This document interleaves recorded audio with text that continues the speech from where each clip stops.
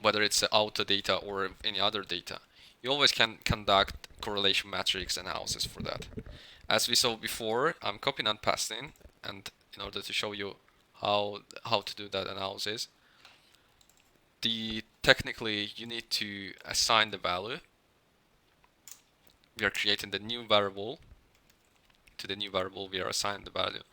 We are selecting the all necessary columns that we have within the dataset.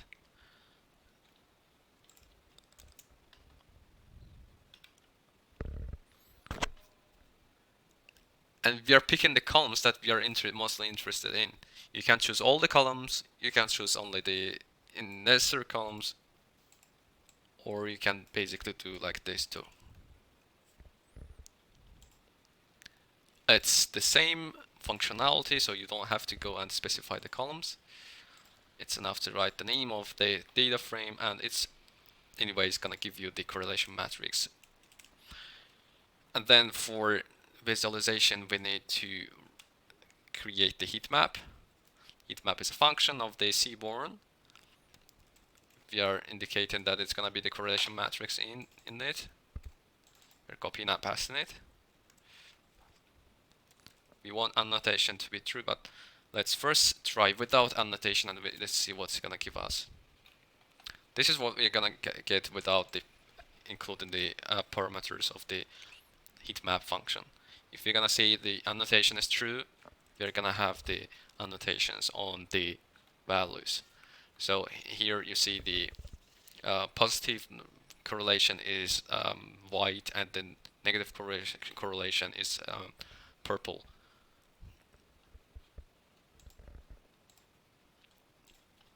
But if we want to adjust the map and have some different map, I love the cool map because it represents you the negative and positive with the corresponding I would say more natural colors. It's the blue and red colors for the positive and negative correlations.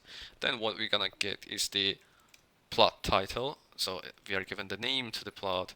We can write whatever things we want, autocorrelation, and then in order to show the plot, we are writing the plot show.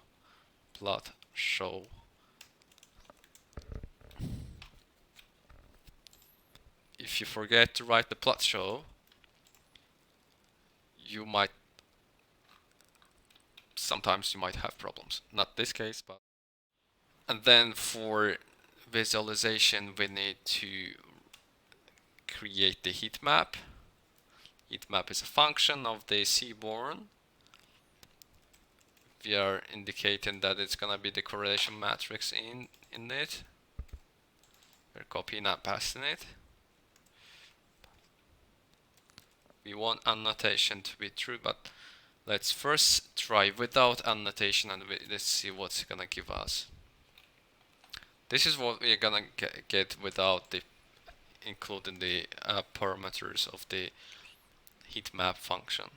If we're gonna say the annotation is true, we're gonna have the annotations on the values. So here you see the positive correlation is white, and the negative correlation is purple.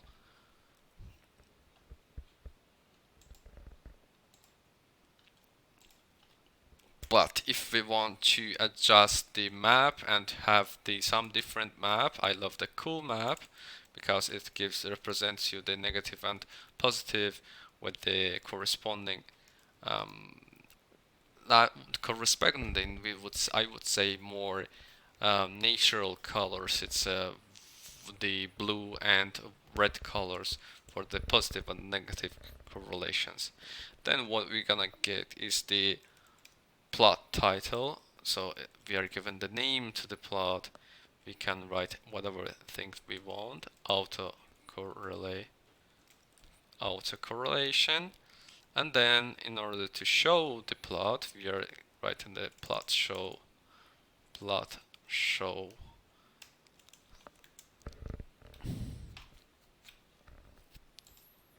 If you forget to write the plot show, you might sometimes you might have problems. Not this case, but sometimes you might have problems.